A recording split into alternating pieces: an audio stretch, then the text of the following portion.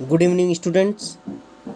आज हम पुनः जो है राष्ट्रीय आय एवं योग्यता आधारित छात्रवृत्ति परीक्षा का दूसरा मॉडल पेपर सॉल्व कराएंगे और उसमें भी जीएस का पार्ट होगा, जिसमें से सामाजिक विज्ञान, उस जीएस के पार्ट में सामाजिक विज्ञान और विज्ञान के प्रश्न रहेंगे। तो चलिए चलते हैं। इस वीडियो को बड़े ध्यान से सुनना, देखना और समझना। तो प्रश्न की ओर चलते हैं। सामाजिक विज्ञान के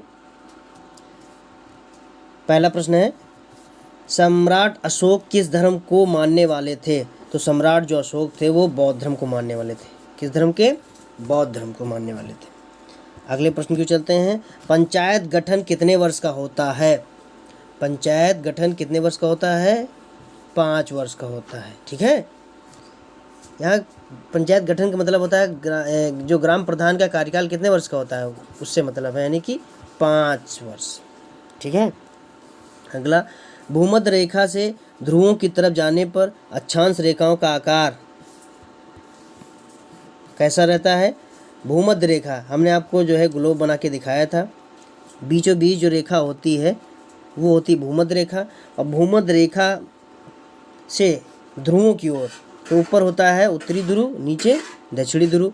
तो जैसे जैसे हम ये देखिए ग्लोब पर जो लाइनें होती हैं, तो जो बाएं से दाएं ओर जो रेखाएं खींचते हैं उनको हम अक्षांश रेखाएं कहते हैं। तो जैसे जैसे हम ध्रुवों की ओर बढ़ते हैं, जैसे जैसे हम ध्रुवों की ओर बढ़ते हैं, वैसे वैसे अक्षांश रेखाओं का आकार क्या है? घटता जाता है। ठीक है। तो इसका जो राइट आंसर होगा वो होगा घटता है। क्या है? घटता है। ठीक है। तो अक्षांश रेखाओं की संख्या कितनी होती है? कभी कभी ये भी पूछ लेता, तो 180। ठीक है। तो अगला प्रश्न है, सबसे बड़ा महाद्वीप कौन सा है? तो सबसे बड़ा जो महाद्वीप है वो है एशिया महाद्वीप। ठीक है। और सबसे छोटा है ऑस्ट्रेलिया महाद्वीप। ठीक है। कौन सा सबसे छोटा है? ऑस्ट्रेलिया महाद्वीप। इसे द्वीपों का द्वीप भी कहा जाता है। ठीक। कंगारुओं का देश भी कहा जाता है इसे। ठीक है। कितने महाद्वीप हैं हमारे विश्व में? 7 महाद्वीप। ये भी पूछा जा सकता है, बेहद इंपॉर्टेंट प्रश्न है। अगला प्रश्न, अकबर की जीवनी को अकबरनामा में लिखने का श्रेय किसे जाता है? वो अबुल फजल को जाता है। तो यहाँ एक और प्रश्न है, अकबरनामा किसकी रचना है? तो वो अबुल फजल की है। ठीक है। ये भी पूछा जा सकता है। तो अकबरनामा जो अकबर की जीवनी जो है अकबरनामा में किसने लिखा है? अबुल फजल ने लिखा है। ये अबुल फजल जो है वो किसका पुत्र है? शेख मुबारक का। किसका है? शेख मुबारक का। अबुल फजल का भाई भी था, उसका नाम था फैजी। ठीक है। ये भी पूछा जा सकता है। और अबुल फजल और फैजी दोनों के पिता की क्या नाम था? शेख मुबारक। अगला प्रश्न है, हुमायूं के पुत्र का नाम था? तो बाबर का बेटा हुमायूं। ठीक है। हुमायूं का अकबर। इस प्रश्न का आंसर क्या होगा? अकबर। हुमायूं के पुत्र का नाम क्या था? अकबर। अकबर का जहांगीर, और जहांगीर का शाहजहां, और शाहजहां का औरंगजेब। कौन? औरंगजेब। औरंगजेब के बाद बहादुर शाह प्रथम। ये श्रृंखला है शासकों की, मुगल शासकों की। अगला प्रश्न है, शिवाजी ने अपने आप को स्वतंत्र राजा कब घोषित किया था? 1674 में। ठीक है। और इस समय उन्होंने एक उपाधि धारण की थी, छत्रपति शिवाजी की भी, और हैदो धर्म उद्धारक की। ठीक है। अगला प्रश्न है, केंद्र शासित प्रदेशों में शासन होता है किसका होता है? केंद्र सरकार का होता है। इस समय केंद्र शासित प्रदेशों की संख्या कितनी है? 8। ठीक है। अगला प्रश्न, विश्व का सबसे प्राचीन ग्रंथ है वो कौन सा है? ऋग्वेद। ठीक है। सबसे प्राचीन वेद कौन सा है? ऋग्वेद। वेदों की संख्या कितनी है? 4। वेदों का संकलन करता किसे कहा जाता है? महर्षि कृष्णद्वैपायन या वेद व्यास जी। ठीक है। अगला प्रश्न, भारत किस महाद्वीप में स्थित है? तो भारत एशिया महाद्वीप में स्थित है। किस महाद्वीप में स्थित है? एशिया महाद्वीप में स्थित है। अगला प्रश्न है, गौतम बुद्ध ने अपना पहला उपदेश कहाँ दिया था? तो पहला उपदेश जो दिया था वो सारनाथ में दिया था। लुम्बिनी में इनका जन्म हुआ था। ठीक है। और कुशिनारा में इनकी मृत्यु हुई थी। ये बेहद इंपॉर्टेंट प्रश्न है। लुम्बिनी में इनका जन्म हुआ था। सारनाथ में इन्होंने प्रथम उपदेश दिया था, जिसे हम धर्म चक्र प्रवर्तन भी कहते हैं। ठीक है, इनमें से कौन प्राकृतिक आपदा नहीं है? भूकंप है, सुनामी भी है, ट्रेन दुर्घटना नहीं है। और मेरठ इसमें जो ऑप्शन है ये भी गलत है। ट्रेन दुर्घटना जो है ये भी प्राकृतिक आपदा नहीं है। इसका राइट आंसर होगा ट्रेन दुर्घटना। ये मेरठ गलत ऑप्शन है। समुद्री मार्ग से होकर सर्वप्रथम कौन भारत आए थे? तो समुद्री मार्ग से होकर सबसे पहले जो आए थे वो पुर्तगाली आए थे। कौन थे आए थे? पुर्तगाली। कौन आया था? Vasco da Gama. ठीक है, कौन आया था? Vasco da Gama. कब आया था? 1498 ईस्वी में। किस बंदरगाह पर आया था ये भी पूछ लेता। कालीकट बंदरगाह में। ठीक है, कालीकट बंदरगाह केरल के।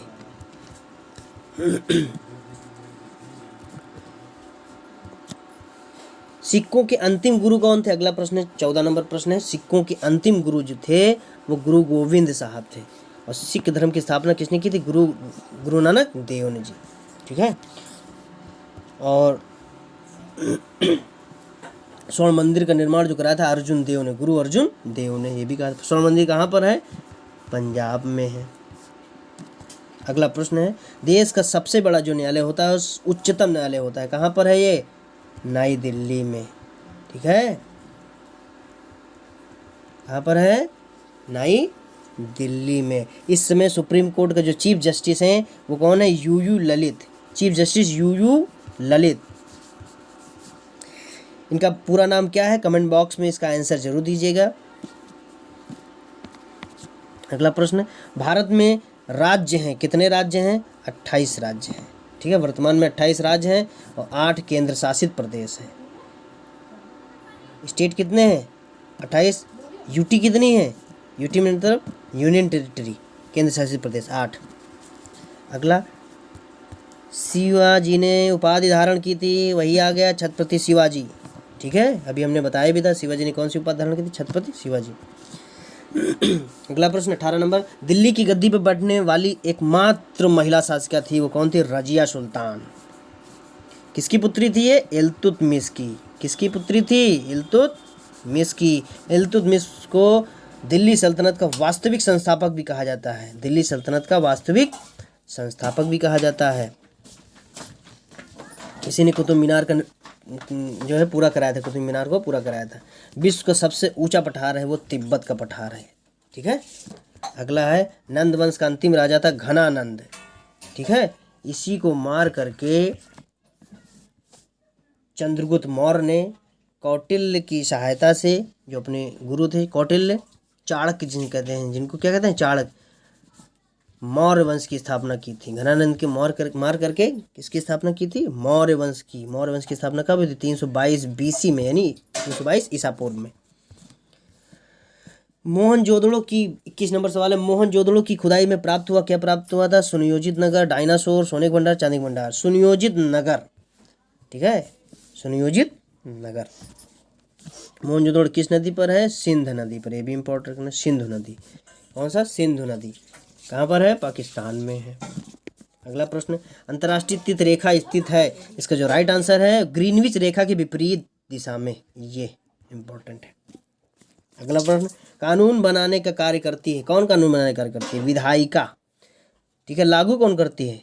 लागू कार्यपालिका।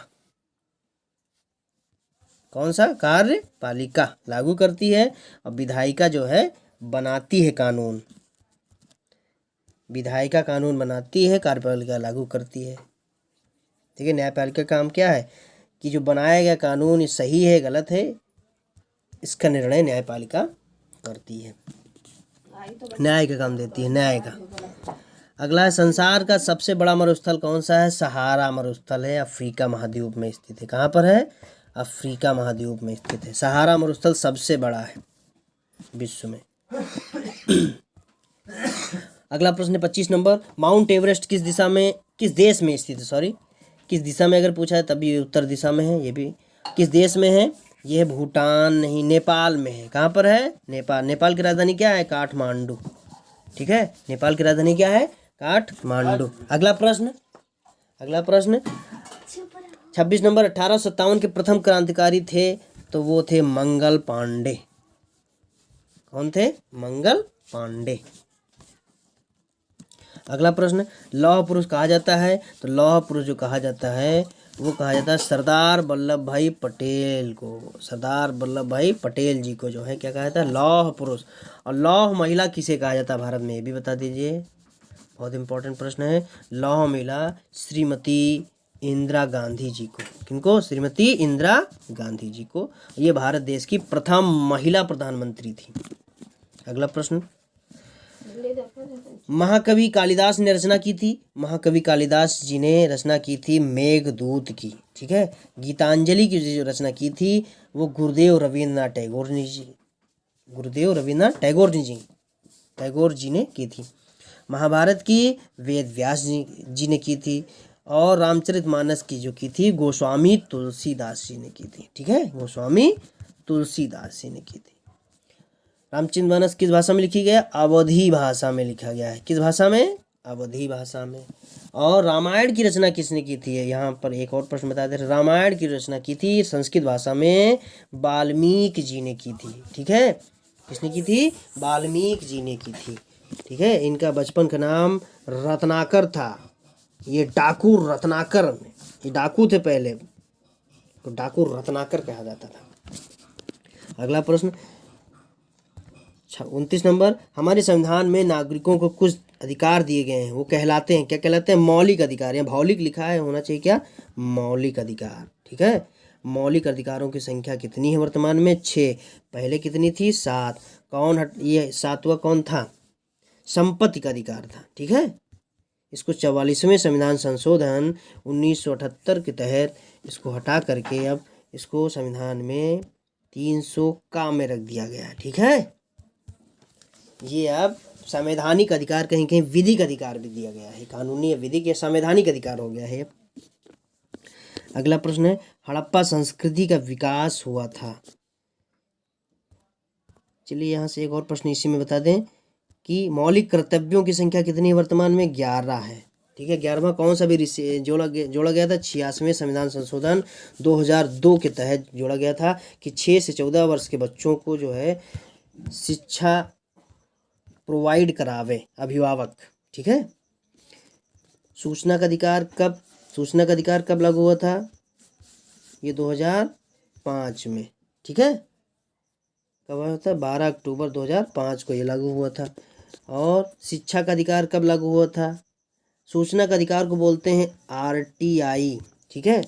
और शिक्षा का अधिकार राइट टू इंफॉर्मेशन एक्ट,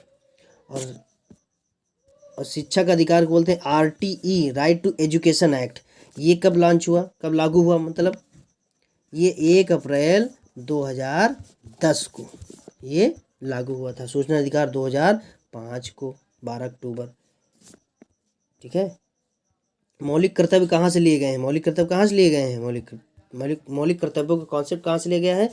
ये रूस से लिया गया है। कहाँ से लिया गया है? रूस से। अगला प्रश्न है, हड़प्पा संस्कृति का विकास हुआ है तो हड़प्पा संस्कृति जो विकास हुआ सिंधु नदी किनारे हुआ है। कहाँ पर? सिंधु नदी किनारे। अगला प्रश्न, कंप्यूटर का जनक कौन है? तो कंप्यूटर का जनक चार्ल्स बेबेज हैं। कहाँ के थे? फ्रांस के थे। कहाँ के थे? फ्रांस के थे। अगला प्रश्न, विश्व का सर्वाधिक मतदाताओं वाला देश कौन है? भारत है, इंडिया है। सबसे अधिक मतदाता, वोटर, मतदाता मतलब वोटर। ठीक है। भारत में राष्ट्रीय मतदाता दिवस कब मनाया जाता है? ये भी बहुत इंपॉर्टेंट प्रश्न है। राष्ट्रीय मतदाता दिवस जो मनाया जाता है वो 25 जनवरी को मनाया जाता है। कब मनाया जाता है? 25 जनवरी को। विनाशक नदी कौन है? कोसी नदी। बिहार की कोसी नदी विनाशक नदी कहा जाता है। अगला प्रश्न है, और इसी में प्रश्न है कि दक्षिण की गंगा कौन कहता है? गोदावरी। दक्षिण की गंगा कौन सी नदी कहलाती है? गोदावरी को। लखनऊ किस नदी किनारे बसा है? गोमती नदी के किनारे लखनऊ बसा है। गंगा नदी किनारे कौन बसा है? गंगा नदी के किनारे बनारस। कौन सा? बनारस शहर है। गंगा किनारे कानपुर भी है। ठीक है। यमुना के नदी किनारे बसा है, देखो कौन सा शहर बसा है? आगरा बसा है, अपना दिल्ली बसा है। ठीक है। और सरयू नदी के किनारे आपको पता होना चाहिए, बहुत ही सरयू नदी कौन सा शहर बचा है? सरयू नदी अपना जो है कौन सा, अयोध्या नगरी, राम की नगरी, ठीक है। अयोध्या जो है किस नदी किनारे बसा? सरयू नदी किनारे बसा है। अगला, भारत के किस राज्य में सबसे अधिक गन्ने की खेती होती है? तो उत्तर प्रदेश यानी यूपी। यूपी में सबसे अधिक गन्ने की खेती होती है। और पश्चिम बंगाल में, वेस्ट बंगाल में किसकी होती है? धान की। किसकी? धान की। चाय की असम में होती है, ठीक है। चाय असम में होती है सबसे अधिक। विश्व का सबसे बड़ा डेल्टा होता है सुंदरवन डेल्टा, ये वेस्ट बंगाल में है। कहाँ पर है? पश्चिम बंगाल में सुंदरवन डेल्टा। यहाँ पर कभी कभी पूछ लेता है सुंदरी वन कहाँ पाया जाता है, ठीक है। सुंदरी वन सुंदरवन डेल्टा में पाया जाता है और ये पश्चिम बंगाल में है। सुंदरी वन। अगला प्रश्न है, अब साइंस की यहाँ प्रश्नों की सीरीज चलेगी। तो फायरड किसका मात्रक है? तो फायरड है धारिता का, ठीक है। प्रतिरोध का मात्रक ओम है, इसका साइन ऐसे होता है। प्रतिरोध का मात्रक क्या है? ओम है। प्रतीक चिन्ह ऐसे ऐसे ऐसे ऐसे, ये ओम है, ठीक है। ओम का प्रतीक है ये, इसको शो करते हैं। दूध का आपेक्षिक घनत्व मापा जाता है लैक्टोमीटर द्वारा, ठीक है। किसके द्वारा? लैक्टोमीटर द्वारा। हाइड्रोमीटर द्वारा मापा जाता है अपेक्षित घनत्व, और हाइग्रोमीटर द्वारा मापा है आर्द्रता। हाइग्रोमीटर द्वारा क्या मापता है? आर्द्रता। आर्द्रता मापा जाता है हाइग्रोमीटर। और थर्मामीटर द्वारा क्या मापता है? तापमान, टेम्परेचर। ये तो आपको पता ही होना चाहिए। वायुमंडल दबाव मापने के लिए किस उपकरण का प्रयोग किया जाता है? तो बैरोमीटर द्वारा। दो इलेक्ट्रोमीटर दूध। अल्फ्रेड नोबेल ने किस चीज का आविष्कार किया था? डायनामाइट का, ठीक है। किसका किया था? डायनामाइट का। पेंसिलिन का, ये बहुत इंपॉर्टेंट, अलेक्जेंडर फ्लेमिंग ने किया था। अलेक्जेंडर फ्लेमिंग ने किया था। और विद्युत बल्ब का जो किया था वो एडिशन ने, थॉमस अल्वा एडिशन ने। ये बहुत इंपॉर्टेंट प्रश्न है सब। न्यूटन का गति का प्रथम नियम संकलन होता है, जड़त्व का नियम है। देखिए इस नियम क्या है आपको पता होना चाहिए। न्यूटन का जो पहला नियम है वही गति का पहला नियम है। न्यूटन का जो है वही जड़त्व का भी नियम है, कि इसका नियम यह है कि कोई वस्तु अगर गतिमान है तो वो गतिमान ही रहेगी, यानी कोई चल रही है तो चलती रहेगी। अगर कोई स्थिर है तो वो स्थिर ही रहेगी जब तक कोई उस पर बाह्य बल ना लगाया जाए, ठीक है। तो इस नियम को हम जड़त्व का नियम या न्यूटन का प्रथम नियम, गति का प्रथम नियम कहते हैं। ब्रेक, अगला 6 नंबर, ब्रेक लगने पर एक कार मुख्य रूप से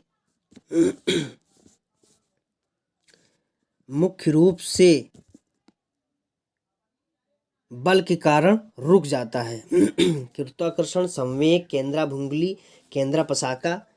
इस 4 ऑप्शन में ब्रेक लगने पर एक कार मुख्य रूप से किस बल के कारण, यहाँ होना चाहिए घर्षण बल होना चाहिए। आई थिंक हमारी समझ से घर्षण बल के कारण ही जो है कार रुक जाती है। गुरुत्वाकर्षण बल तो हो नहीं सकता, संवेग भी नहीं हो सकता है। इसमें हमको ऑप्शन घर्षण होना चाहिए इसमें। चलिए इसको क्लियर कर लेना सभी लोग, कमेंट बॉक्स में इसका आंसर जो है दीजिएगा। और इसका हमको आंसर लगना चाहिए घर्षण, ठीक है। किस बल के कारण कार रुक जाती है? ब्रेक लगाने पर घर्षण बल के कारण। इसका ये ऑप्शन होना चाहिए इसमें। चलिए अगले प्रश्न को चलते हैं। इस प्रश्न का उत्तर आप लोग कमेंट बॉक्स में जरूर दीजिएगा। अगला प्रश्न, घड़ी की रिंग में भंडारित ऊर्जा कौन सी है? तो स्थितिज ऊर्जा है। कौन सी है? स्थितिज ऊर्जा है। अगला प्रश्न, निम्नलिखित में कौन सा उपकरण रासायनिक ऊर्जा को विद्युत ऊर्जा में परिवर्तित करता है? यानी रासायनिक ऊर्जा को विद्युत ऊर्जा में कौन? बैटरी। कौन सा आंसर है? बैटरी। बैटरी रासायनिक ऊर्जा को विद्युत ऊर्जा में कन्वर्ट करता है। ट्रांसफार्मर नहीं, इलेक्ट्रिक जनरेटर भी नहीं है। इलेक्ट्रिक जनरेटर जो होता है जनरेटर भी नहीं है। अगला प्रश्न है, एक सुई जल के पृष्ठ पर किसके कारण प्लवन करती है? पृष्ठ तनाव के कारण, ठीक है। किसके कारण? पृष्ठ तनाव के कारण। अगला प्रश्न, वर्षा की बूंद का आकार गोलाकार किस कारण होता है? तो पृष्ठ तनाव के कारण ही जो वर्षा की बूंदें होती हैं वो गोल होती हैं। अगला प्रश्न है कि मानव शरीर का औसत तापमान कितना है? तो 37 डिग्री सेंटीग्रेड होता है, ठीक है। अगला, ऊर्जा सूर्य से पृथ्वी की ओर किस प्रकार की यात्रा करती है? तो तो इसको पिछले वीडियो में हमने इसको सॉल्व भी कराया था। ये विकर्ण के द्वारा होता है, ठीक है। ठोसों में जो ऊष्मा का चालन होता है वो चालन होता है जो है चालन विधि द्वारा ठोसों में, और संवहन द्रवों में संवहन विधि द्वारा, और सूर्य के प्रकाश में विकर्ण द्वारा। इसके द्वारा विकर्ण द्वारा। अगला प्रश्न है डेसिबल क्या है? तो डेसिबल जो है वो ध्वनि मापने की एक इकाई है। ध्वनि मापने की क्या है? इकाई है। ध्वनि मापने की इकाई क्या है? डेसिबल है। क्या है? डेसिबल है, डीबी, डेसिबल। अगला प्रश्न है वाहन चालन है तो पार्श्व दृश्य दर्पण होता है, यानी सिंपल सा वाहन, जो वाहन होते हैं आपका, 2 पहिया है 4 पहिया है, तो उसमें देखने के लिए, पीछे देखने के लिए कौन सा दर्पण लगा रहता है? तो ये होता है उत्तल दर्पण। कौन सा? उत्तल। और नाई के यहाँ, जो हम लोग नाई के यहाँ जाते हैं तो कौन सा दर्पण वहाँ यूज होता है? वो अवतल, ठीक है। दर्पण है, लेंस नहीं है। अगला प्रश्न निकट दृष्टि दोष से पीड़ित व्यक्ति को दृष्टि सही करने के लिए किस प्रकार के लेंस का प्रयोग किया जाता है? देखिए इसकी एक कोडिंग आपको हम बता रहे हैं, कोड ट्रिक। निकट के लिए आओ, अवतल लेंस, आओ। निकट मतलब क्या होता है? आओ, निकट। यहाँ एक ट्रिक याद कर लीजिए, आओ। आओ मतलब आओ, आओ। और दूर दृष्टि दूर करने के लिए, दूर दृष्टि दूर करने के लिए कौन सा लेंस होता है? उत्तल, यानी यानी दूर, ऐसे। तो उत्तल लेंस के लिए, दूर दृष्टि दोष दूर करने के लिए उत्तल लेंस का प्रयोग, और निकट के लिए अवतल लेंस का उपयोग किया जाता है। निकट दृष्टि दोष के लिए अवतल लेंस, यानी आओ, आओ। तो ये ट्रिक है, ये बहुत इंपॉर्टेंट प्रश्न है, दोनों बहुत इंपॉर्टेंट है। तो निकट के लिए क्या? आओ, और दूर के लिए यानी उत्तल, ठीक है। तो इसको याद कर लीजिएगा। दाढ़ी बनाने के लिए काम में लेते हैं कौन सा? अभी मैंने इस पे चर्चा भी की थी। दाढ़ी बनाने के लिए अवतल दर्पण का यूज होता है, ठीक है। कौन सा? अवतल दर्पण का यूज होता है। अगला दूर दृष्टि निवारण के लिए काम में लेते हैं कि दर्पण, किस लेंस को लेते हैं दूर दृष्टि के लिए? दूर दृष्टि के लिए तो अभी हमने बताया था, दूर के लिए उत्तल, ठीक है। और निकट के लिए अवतल। निकट के लिए क्या है? अवतल लेंस का। अगला प्रश्न है 18 नंबर बिजली के बल्ब में फिलामेंट किस तत्व से बना होता है? वो टंगस्टन का बना होता है, ठीक है। टंगस्टन का। कभी कभी पूछ रहे हैं टंगस्टन धातु का जो है वो क्या कहते हैं, इसका टेम्परेचर कितना होता है? लगभग 3700 डिग्री सेल्सियस होता है। अगला है न्यूट्रॉन की खोज किसने की थी? तो न्यूट्रॉन की खोज की थी जेम्स चैडविक ने। किसने की थी? जेम्स चैडविक ने। अगला सूर्य के सबसे निकट जो ग्रह है वो कौन सा है? बुध है। कौन सा है? बुध है। पृथ्वी की भगनी ग्रह कौन से है? शुक्र ग्रह। सबसे चमकता जो है कौन सा है? शुक्र है। सबसे गर्म ग्रह भी है ये, सबसे गर्म ग्रह भी। सांझ का तारा भी शुक्र कहते हैं, भोर का तारा भी कहते हैं, पृथ्वी की भगनी ग्रह भी कहते हैं, जुड़वा बहन जिसे बोलते हैं, जुड़वा बहन भी कह सकते हैं। तो पृथ्वी, और पृथ्वी को नीला ग्रह भी कहते हैं। पृथ्वी को क्या कहते हैं? नीला ग्रह कहते हैं पृथ्वी को। पृथ्वी जो है ऐसा ग्रह, एकमात्र ग्रह है जिस पर जीवन है, ठीक है। और भी एक नया ग्रह खोजा गया है जिस पे जीवन की संभावनाएं जताई जा रही हैं, वो कौन सा है? मंगल, मार्स, ठीक है। इसे लाल ग्रह भी कहते हैं। क्या कहते हैं? लाल ग्रह भी कहते हैं मंगल को। मिशन मार्स एक मूवी आई थी, आप लोगों ने देखा होगा मिशन मार्स। नहीं देखा तो देखिए, बहुत अच्छी मूवी है। अगला वैद्युत संयोजक बंद उपस्थित होता है वो लवण में, यानी NaCl, सोडियम क्लोराइड में कौन सा बंद होता है? वैद्युत संयोजक बंद होता है। अगला प्रश्न रेडियो सक्रियता का आविष्कार किसने किया था? तो हेनरी बेकरेल ने किया था। हेनरी बेकरेल ने किया था। वाकरोल लिखा है, बेकरेल होना चाहिए। रेडियो सक्रियता की खोज की थी इन्होंने, ठीक है।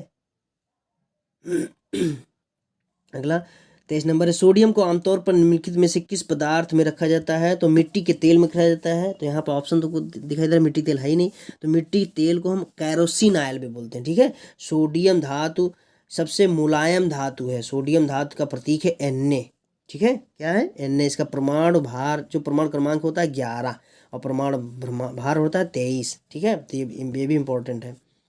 इससे भी रिलेटेड प्रश्न आते हैं।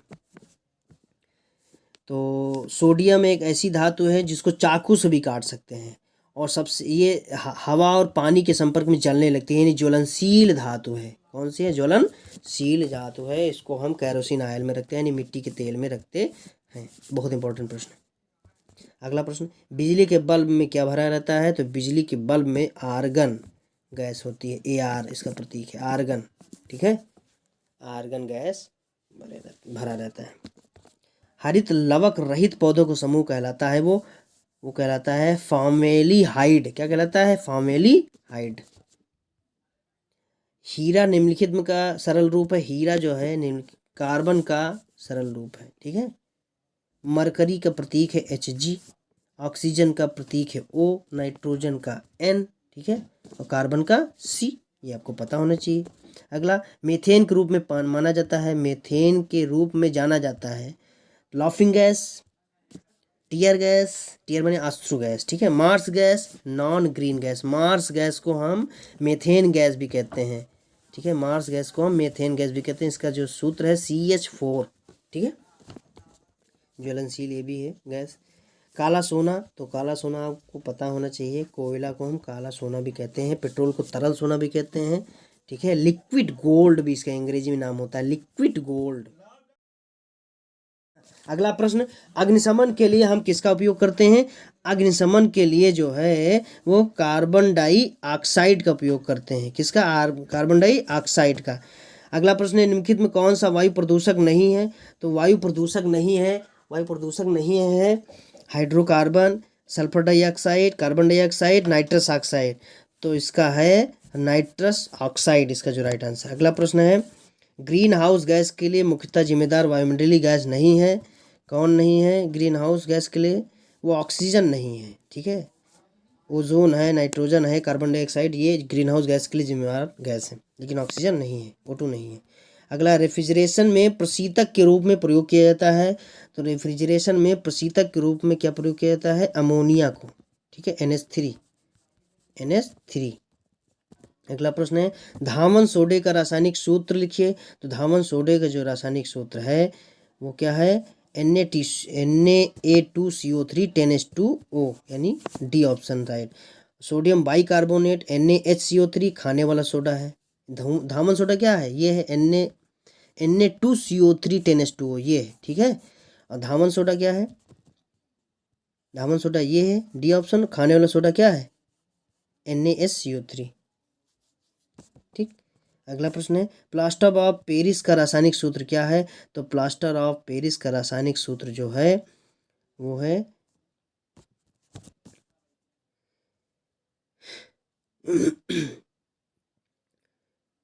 CaSO4 into 5H2O, 2CaSO4 into H2O, CaSO4 into 5H2O, CaSO4 का होल थ्राइस इंटू क्या है? 5H2O। तो जो इसका प्लास्टर ऑफ पेरिस का जो सूत्र है CaSO4 into 5H2O, 2CaSO4 into 5H2O। तो इसका सूत्र है CaSO4 into 5H2O, CaSO4 into 5H2O, यानी कि इसका जो राइट आंसर आई थिंक हमको होना चाहिए हमारे अनुसार C option is right. CaSO4 का whole thrice into 5H2O, CaSO4 into 5H2O calcium. इसका जो राइट आंसर आप लोग कमेंट बॉक्स में, कन्फ्यूजन यहाँ पर आप लोग दीजिएगा, हमेशा से ऑप्शन C या A है। ठीक है, अगला, नीला थोथा। तो नीला थोथा जो है कॉपर सल्फेट है, कैल्शियम सल्फेट है, आयरन सल्फेट है, सोडियम सल्फेट, तो copper sulphate CuSO4 into 5H2O।